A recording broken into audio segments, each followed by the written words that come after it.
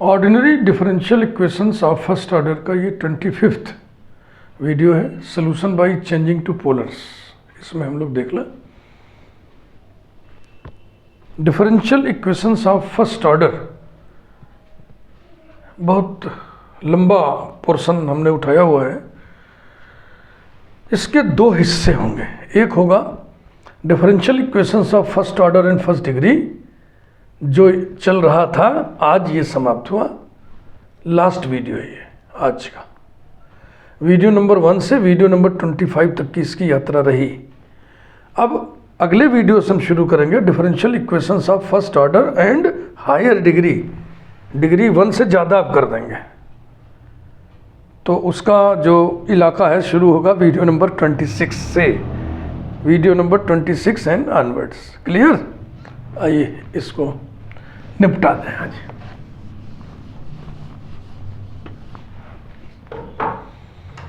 Polar में बदल करके हमें सॉल्व करना है।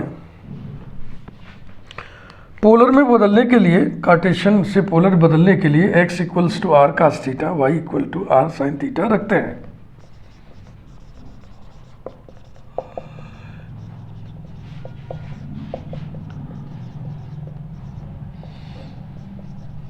so that dx equals to r into d of cos theta plus cos theta into d of r and dy equals to r into d of sin theta plus sin theta into dr। समझ रहे हैं कि नहीं? अर्थात dx equal to d cos theta बराबर होगा minus sine theta d theta, तो हो जाएगा minus r sine theta d theta plus cos theta d r and d y equals to d sine theta बराबर होगा cos theta d theta r cos theta d theta plus sine theta d r. अब हम x dx plus y dy की value निकालेंगे, x dy माइनस y dx की value निकालेंगे इन्हीं डेटा की मदद से।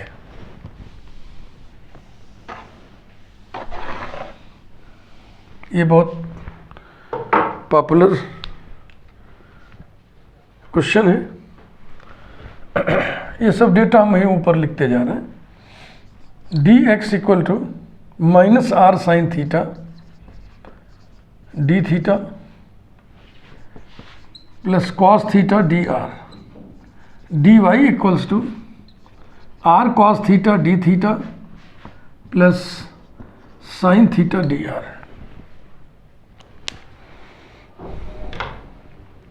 आगे बढ़ते हैं। Now x d x plus y d y equals to x यानी कि r cos theta into d x minus r sine theta d theta plus cos theta d r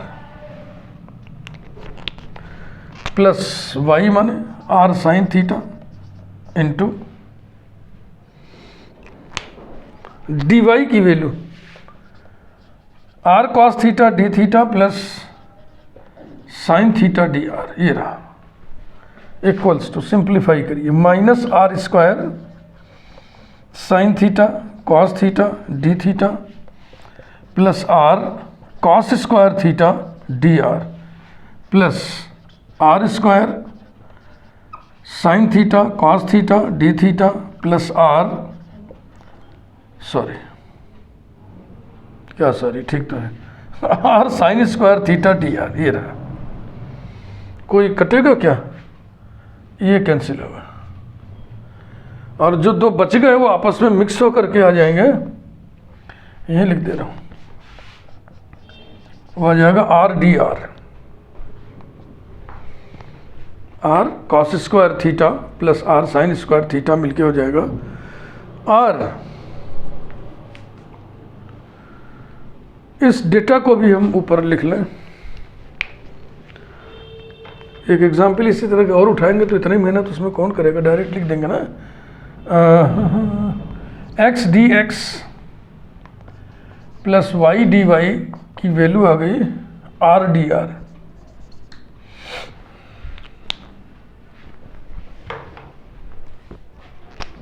also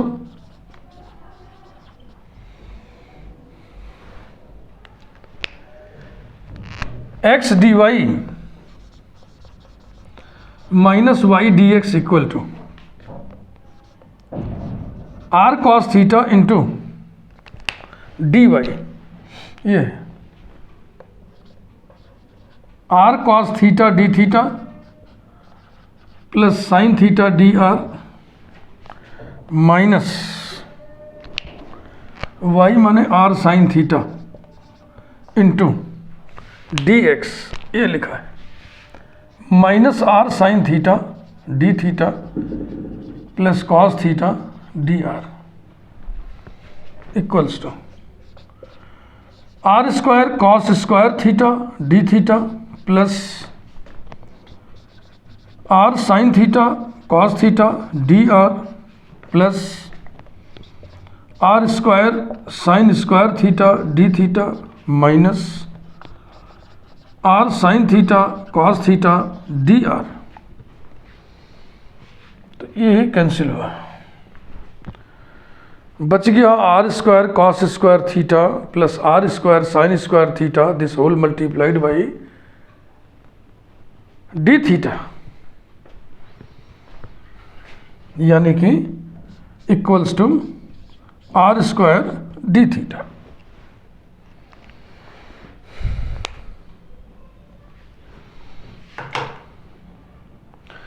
इस डेटा को भी नोट कर लिया जाए। X d y minus y d x equal to r square d theta.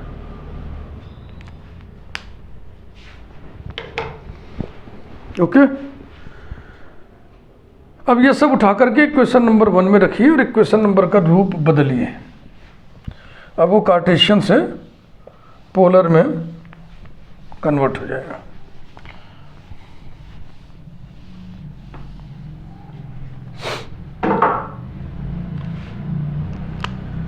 Equation 1 reduces to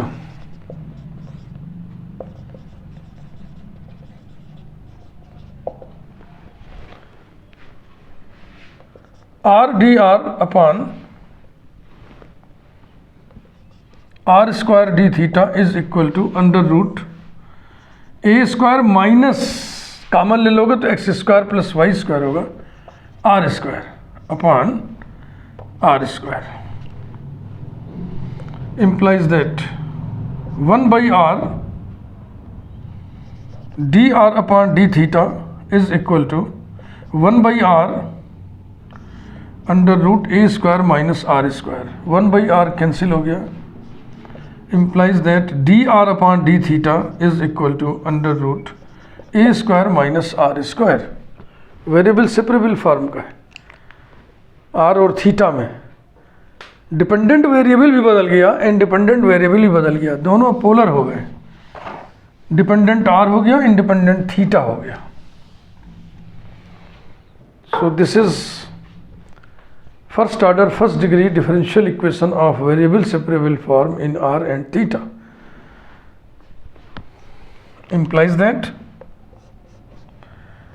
dr upon under root a square minus r square is equal to d theta।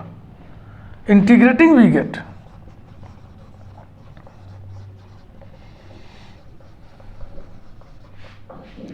इसका integral sin inverse r by a equals to theta plus c implies that r equal to a sin of theta plus c। पहले sign ले लिए दोनों तरफ, फिर ऐसे multiply कर दिए। अब लिख दीजिए वेयर आर इक्वल टू इतना थीटा इक्वल टू इतना, या इसको एक्स और वाई में कन्वर्ट कर ही दीजिए, मर्जी आपकी। तो कन्वर्ट करने के लिए फिर स्क्वायर करना पड़ेगा। R square equal to a square sine square of theta plus c implies that. देखो जब हम लोग पोलर में बदलने के लिए x equal to r cos theta, y equal to r sine theta put करते हैं तो इन्वर्स रिलेशंस जो आते हैं वो होता है r square equal to x square plus y square और theta equal to tan inverse y by x. तो वही यूज़ कर दीजिए। आर स्क्वायर की जगह लिख दिया हमने x square plus y square equals to c constant of integration लिखे ना, हाँ वो अंदर चला गया, equals to sine square of theta माने tan inverse y by x और plus c, where c is arbitrary constant. यही इसका सोल्यूशन है। Where c is arbitrary constant जरूर लिख देना भैया।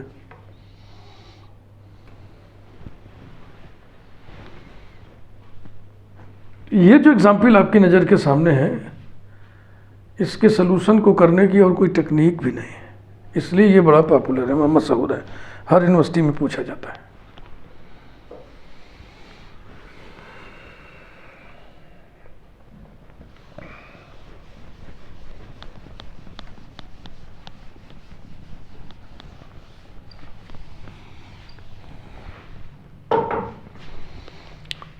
इसको और किसी विधि से आप सॉल्व नहीं कर सकते। एक एग्जाम्पल मैं और उठा रहा हूँ जिसको पोलर में बदल के सॉल्व करेंगे हम लोग, जबकि दो अन्य विधियों से भी उसको हम सॉल्व कर चुके हैं। Example 2, x d x plus y d y equals to a square into x d y minus y d x upon x square plus y square.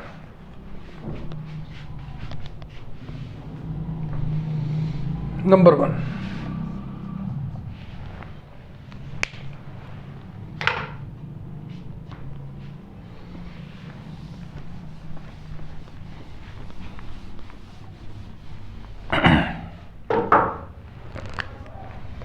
Start करते हैं। X d x plus y d y upon, start यहाँ से ले रहे हैं, इससे नीचे उतरिए, x d y minus y d x is equal to a square upon x square plus y square. Number 1, changing to पोलर्स, सभी डेटा हमने लिख रखा है, दोबारा उतनी मेहनत हम क्यों करें, करना पूरा उतना ही काम है, लेकिन हम क्यों करें, अब ना समझ रहे हैं ना मेरी बात। Changing to polars, x d x plus y d y की जगह हो जाएगा r d r upon x d y minus y d x r square d theta equals to a square upon r square. ये नीचे वाला r square cancel हो गया, implies that r d r upon d theta equals to a square. Check कर लें, बिल्कुल ठीक है। Variables are separable, implies that r dr equal to a square d theta. Integrating we get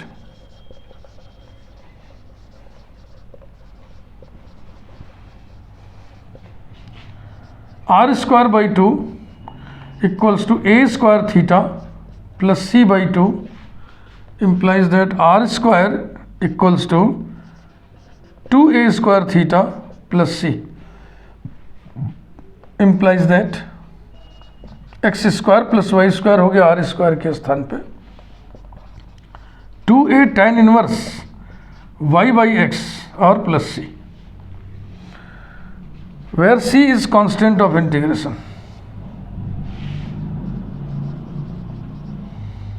where c is constant of integration.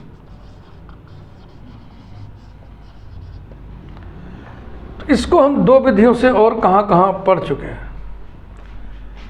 एक तो हम इसको देखे थे एग्जैक्ट में, ये डिफरेंशियल इक्वेशन एग्जैक्ट है, इसको आप m d x plus n d y equal to 0 की फार्मूले लिख के चेक करोगे तो आप पाओगे कि ये एग्जैक्ट है, और हम एग्जैक्ट वाले में इसको बताए भी हैं आपको। दूसरा कहाँ पे पढ़े थे हम, यूज ऑफ एग्जैक्ट डिफरेंशियल में, यूज ऑफ एग्जैक्ट डिफरेंशियल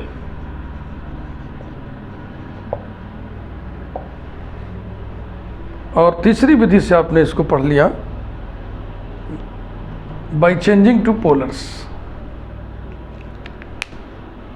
तो ये बहुत ही छोटा सा वीडियो स्पेशली हमने बनाया था। हम चाहते थे दोनों वीडियो को हम मिक्स कर देते, वीडियो नंबर 24-25 को, लेकिन हम पोलर वाले को बिल्कुल सेपरेट रखना चाहते थे, ताकि अगर आप सर्च करें solution of differential equation by changing to polars, तो ये फट से आपको वीडियो सजेस्ट हो जाए, इससे आप आसानी से सर्च कर सकें।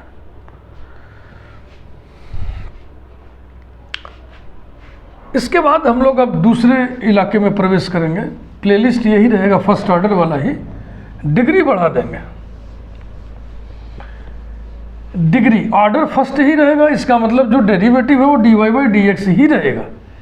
d²y/dx² सेकेंड ऑर्डर डेरिवेटिव नहीं दिखाई पड़ेगा, ऑर्डर तो फर्स्ट ही रहेगा, ऑर्डर फर्स्ट ही रहेगा, लेकिन डिग्री बढ़ेगी। डिग्री माने इसके ऊपर पावर, dy/dx के ऊपर पावर बढ़ेगा। तो चूंकि dy/dx पे पावर लगा लगा के सवाल हमको सॉल्व करने हैं, पावर लगे हुए सवाल, इसलिए सुविधा के लिए एक नया नोटेशन गढ़ा जाएगा कि dy/dx is denoted by small p। ये सुविधा के लिए हम करेंगे। अब बार बार से dy/dx होल क्यूब लिखना है, फिर उसी में दूसरा टर्म dy/dx होल स्क्वायर लिखना है, तो अगर हम p कर लेंगे तो हो जाएगा ना p टू दी पावर जो भी है। dy/dx होल स्क्वायर लिखना, p स्क्वायर लिखना, बताइए क्या अच्छा लगेगा? p स्क्वायर लिखना।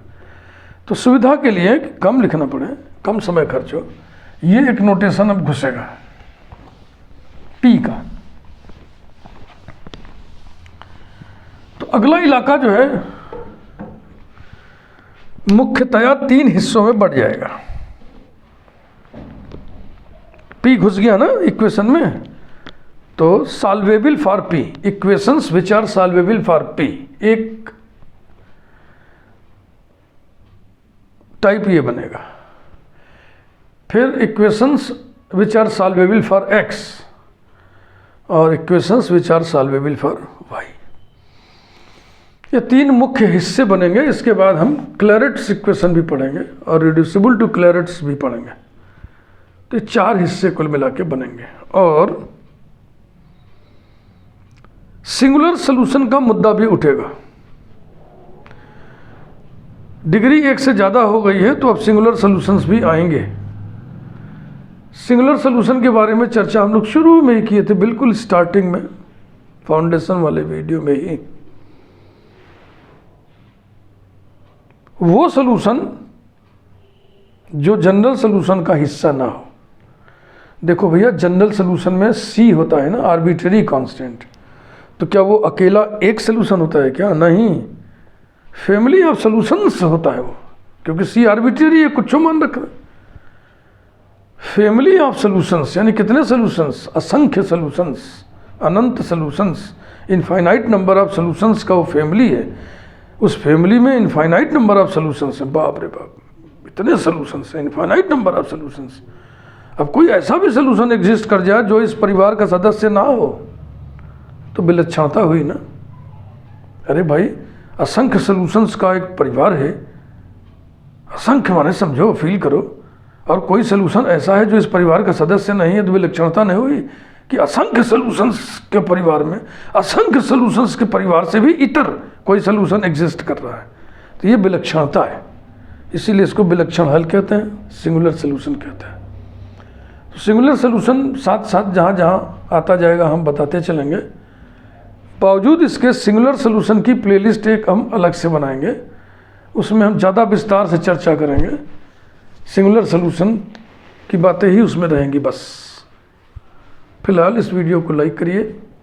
चैनल यदि आपने अभी तक सब्सक्राइब न किया हो तो चैनल को आप ज़रूर सब्सक्राइब कर दें। Thank you.